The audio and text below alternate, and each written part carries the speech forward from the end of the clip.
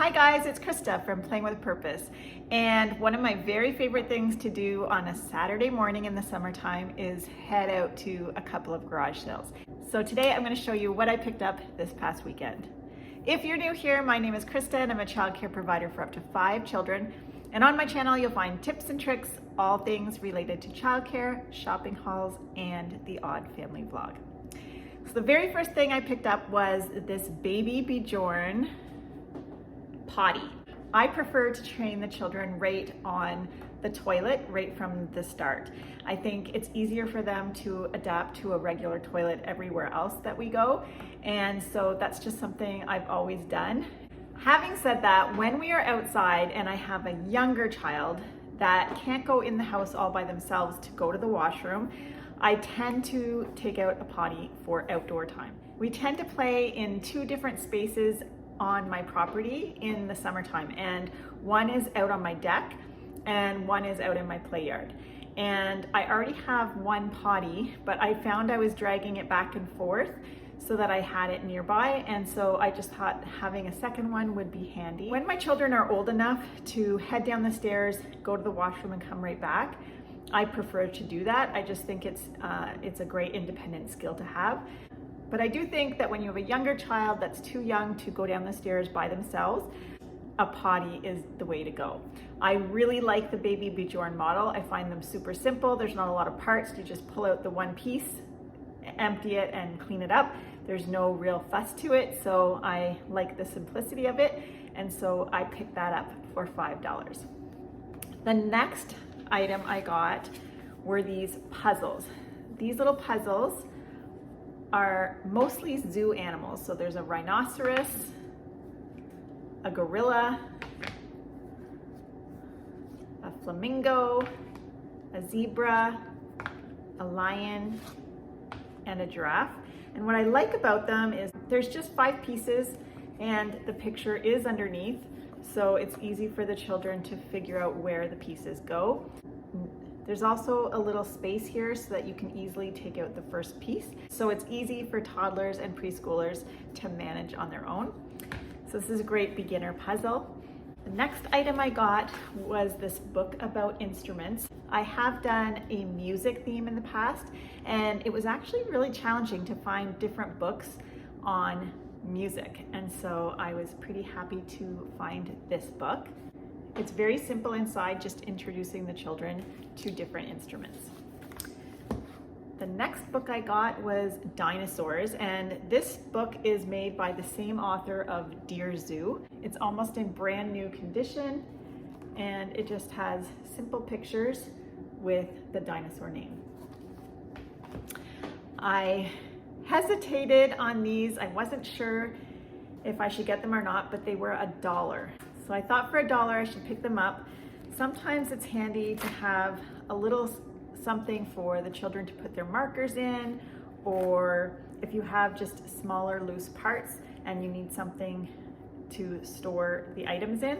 I just thought they were kind of cute and colorful, and so I grabbed those. I got this memory game. It's called Busy Bugs. So it's super simple, just 2 matching pieces. And memory games are great not only for memory strengthening, but it's also great for fine motor, problem solving, color, shape, and pattern recognizing. So I think memory games are something that you definitely want to have in your cupboard. I found these super cute stories. This one's called Mary Manatee. The way these stories are written are amazing. So they're just little stories about the animal, and throughout the story, it gives all the kind of information that you can learn about the animal, but in a story format. So I just think it's so cute, and I was super happy to find these. So this one's called Mary Manatee, and this one is called Stevie B Seahorse. So the children can pick up some of the information about the animal while listening to the story. This one's called I Love Sharks, Whales and Dolphins, Llama Llama and the Bully Goat. And I'm a big fan of Llama Llama books, and this one is about bullying. This one's called What Do You Do with a Tail Like This? What do you do with a nose like this? You might ask the children, what animal has a nose like this? What about this one? If you're an elephant, you use your nose to give yourself a bath. If you're an alligator, you breathe through your nose while hiding in the water. So this is a really fun one. And then I have a different version in my music theme box of this, but it's not a Christmas version. But I did find this one, and I just picked up some batteries from the dollar store. So this is great. So I'm not into noisy toys. I prefer the noise to be from the children. But when it comes to something like learning an instrument sound or learning an animal noise or something more natural like that, I do enjoy the odd sound function. So this was a really great book. There are times where I have definitely spent $20 on a book. When there's a book I really want and I'm about to do a new theme and I'm looking for something in particular, I will sometimes spend that. But definitely check out your garage sales, and you don't always score. I've gone sometimes to 5, 6, 7 garage sales and walked away with nothing. And it's one of those things that sometimes you just hit a really good one and you're able to score a lot of things.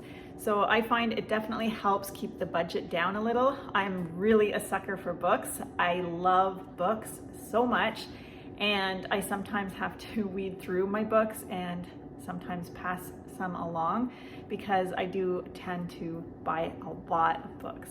Sometimes children can be a little bit rough with books and we need to replace them, or they've been taped many times. And so I think it's a great way to save money when you find books at garage sales. So I found this one. I also found a copy of Where the Wild Things Are. Now this one came and it has been repaired with some tape, but if I want, I could just take the dust cover off and it's in great condition. And the rest of the book was in fantastic condition. And this one, I was really happy to find all the best parts of me. And this book has a whole bunch of photographs of different children's body parts. And the written part is written by the child and how they perceive themselves. And so this one is about the little boy's eyes. This one's about feet. I like my feet because I painted the toenails and because I cut them not too short and not too long. Mosquitoes like my legs, blood. I take after my dad because they like his blood. And then it's signed by the child that wrote it. It's a really clever book. My hair. I like my hair. It's long, black, and wavy. If you look real close, you can see red streaks. It comes from my Mexican heritage. It's wavy like the ocean. And this is by Camilla. Sometimes I can move my teeth. Sometimes my grandma can move her teeth too. Did you know that baby teeth are smoother than permanent teeth? I can bite and eat with my teeth. I have sharp teeth, so does a shark, and my cousin Laura. I actually found this book in one of my daycare catalogs and I think it was like $35. So this was also exciting to find.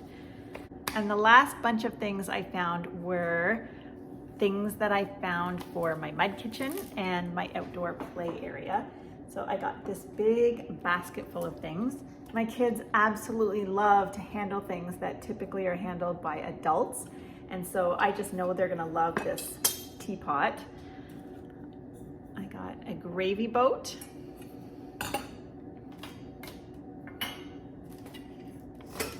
This heart-shaped tin. This old Tupperware measuring cup. Now this one reminds me of my childhood. I remember my mom having a similar measuring cup. I don't think it was double-sided like this, but it was definitely made in the same era with this milky colored Tupperware. I got a stack of baskets. These type of things at like Value Village or even some thrift stores are super expensive. So if you're looking for mud kitchen things, always look at your local garage sales. That's where you're gonna find the deals. I also found this really interesting scalloped gold bowl. And I just know my children are going to love this. I also found these 2 books with real photographs of dogs and cats. These kind of books are really expensive. This is another thing that's fantastic find at a garage sale. And when we do a pet theme, it's fun to put out different books with different animals. But you can see in this book that there's all different types of cats.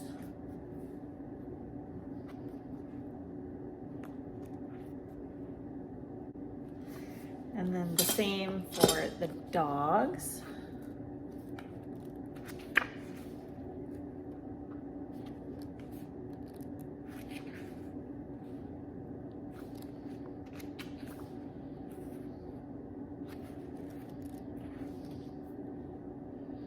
So you can see pictures of how to look after your dog, different breeds of dogs.